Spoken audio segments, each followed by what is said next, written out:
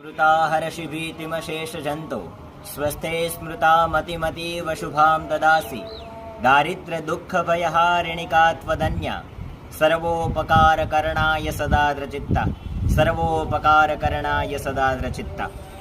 દરેક ભક્તજનોને, સ્વજનોને, યજમાનશ્રીઓને જય શ્રી કૃષ્ણ, જય માતાજી.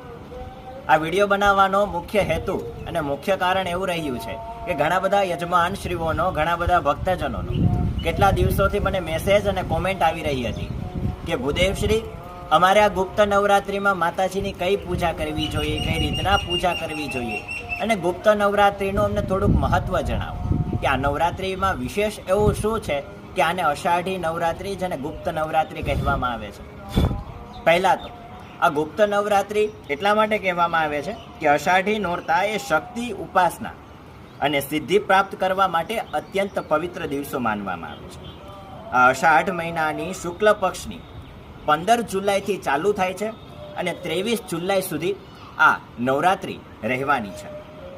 આ નવરાત્રિમાં વિશેષ રીતના આધ્યાત્મિક સાધના, જે કોઈ મંત્રની સિદ્ધિ કરવાની હોય કે કોઈ મંત્રનો જાપ કરતા હોય, પછી એ ઓમ નમઃ શિવાય મંત્રનો જપ હોય, કોઈ પણ બગલામુખી માતાજીનો લીમ બગલામુખે નમઃ આ જપ હોય, કે કોઈ પણ ભગવાનનો જપ હોય, એ સિદ્ધ કરવા માટેનો આ અષાઢી નવરાત્રિનો સમય સૌથી ઉત્તમ માનવામાં આવે છે. અને સાથે સાથે કોઈ પણ ગુપ્ત પૂજા માટે પણ આ અષાઢી નવરાત્રિના દિવસોને ઉત્તમ માનવામાં આવે છે. અષાઢી નવરાત્રિને ગુપ્ત નવરાત્રિ કહેવામાં આવે છે. એટલે આ નવરાત્રિમાં 10 મહાવિદ્યાઓના દેવીની પણ પૂજા ખૂબ વિશેષ ફળદાયી બને છે. તો એ 10 મહાવિદ્યાઓના દેવી કયા કયા છે?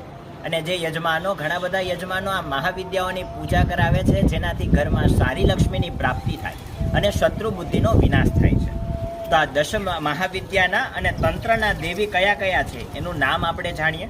કાલી માતા દેવી, તારા દેવી, ત્રિપુરા સુંદરી, ભુવનેશ્વરી માતા, છિન્નમસ્તા દેવી, ત્રિપુરા ભૈરવી, ધૂમ્રાવતી માતા, બગલામુખી માતા, માતંગી દેવી અને કમલા દેવી. આ 10 મહાવિદ્યાઓના દેવી છે. આ દેવીઓની પૂજા કરવાથી પણ આ નવરાત્રિમાં ખૂબ વિશેષ ફળ મળે છે અને ખૂબ પુણ્ય આપને મળે છે.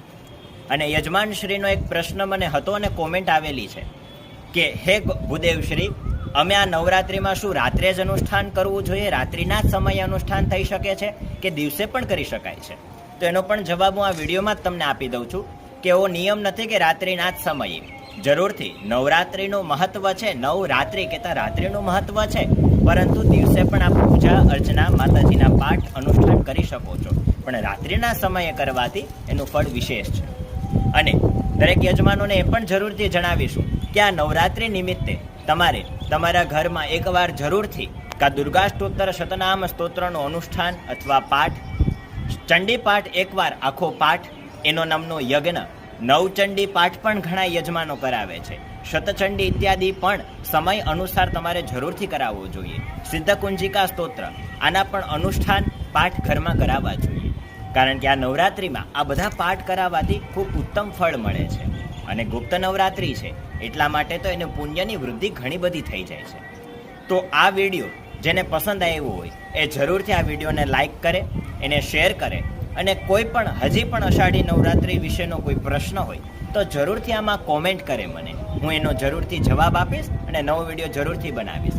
સાથે સાથે આ 10 મહાવિદ્યાઓના દેવીઓનો પ્રસાદ, એનું નૈવેદ્ય શું છે, અને 10 મહાવિદ્યા દેવીઓની પૂજા કઈ રીતના અને એનો મંત્ર શું છે, એનું પણ આપણે આગલા વિડીયોમાં, તમારો જો યોગદાન રહ્યું તો આપણે જરૂરથી આગલા વિડીયોમાં એ પણ વિશેષ ઉમેરશું.